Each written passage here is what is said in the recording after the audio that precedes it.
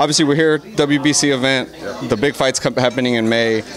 Last time around it happened, there was, that issue where Canelo didn't want to fight for the WBC. Triple G did. He made history. Canelo made history. The only champion from Mexico to vacate a WBC title. So I know he took a lot of pressure on social media on his side, but he actually did do the fight last year, and now we're looking forward to the rematch of one of the greatest matchups that we can have in the sport of boxing, not only in the ring, but from a marketability standpoint. Both guys are in their prime.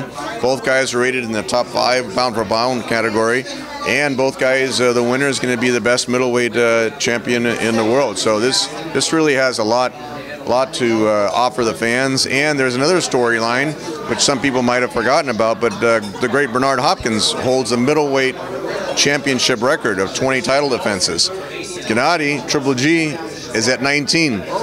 If he can beat Canelo, retain his titles, then he'll tie Bernard Hopkins, and naturally Bernard is a partner at Golden Boy Promotions, so he's going to do everything he can to make sure Gennady doesn't get there. He's going to be, he might be even running with Canelo to make sure he gets him motivated. So we're excited. Canelo says he's going to knock out Triple G in the rematch. So we'll see if he comes to fight this time. Then it'll be the first fight was exciting. If Canelo goes for the knockout this time, it'll be twice as exciting. That was actually going to be my next question. Obviously, that was part of the promo. Yeah, you really did. Yeah, I see the food's coming. So yeah, let's well, 1 or 2 more and we're out of here. So that was going to be my next question. Canelo said he's going to knock him out. He said stuff like that before, but he seems a little more confident, I guess, in this time around. Do you guys believe that? Is that something that Canelo, or that Triple G kind of feels that, okay, maybe I'll get some more opportunities if he does do that? Look, there's no question that Canelo got a lot of experience going 12 rounds with Triple G. As I said, he's only the second person to go 12 rounds with Gennady. He was on a 23 knockout streak before that. He's got to have a lot of confidence.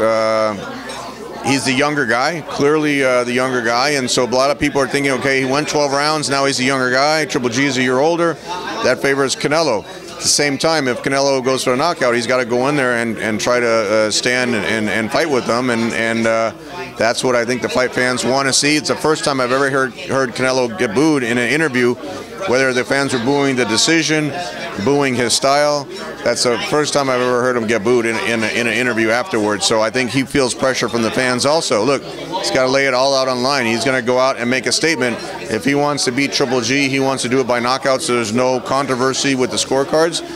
And naturally, Gennady doesn't want to leave it into the judges' hands for the rematch. So he'll be, I think he'll step up his, the aggression and the pressure on Canelo in the rematch also.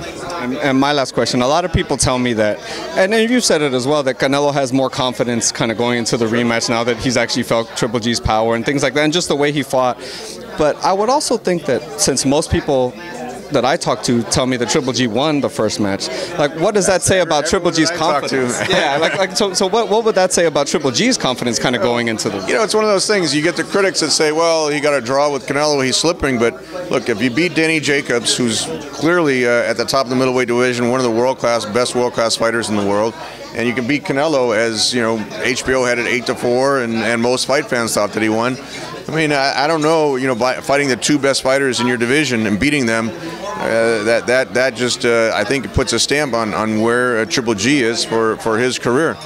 We thought that he won. If he wins 8 rounds to 4 and he gets a draw, not sure what else he's going to have to do the next time around. But like I said, maybe he'll start a little bit faster. Maybe he'll go to the body more.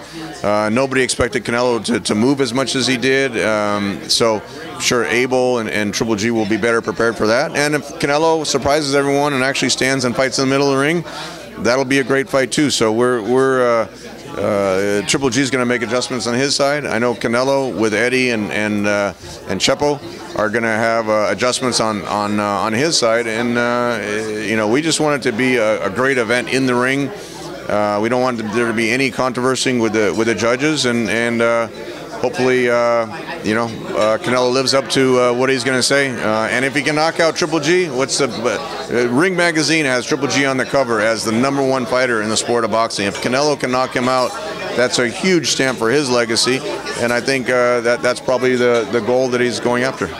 Definitely. Well, thank you so much for your time, sir. Superfly 2, February 24th, HBO, and obviously Cinco de Mayo, Triple G Canelo 2. Thank you so much, Sam. Appreciate your time. Thank you, brother.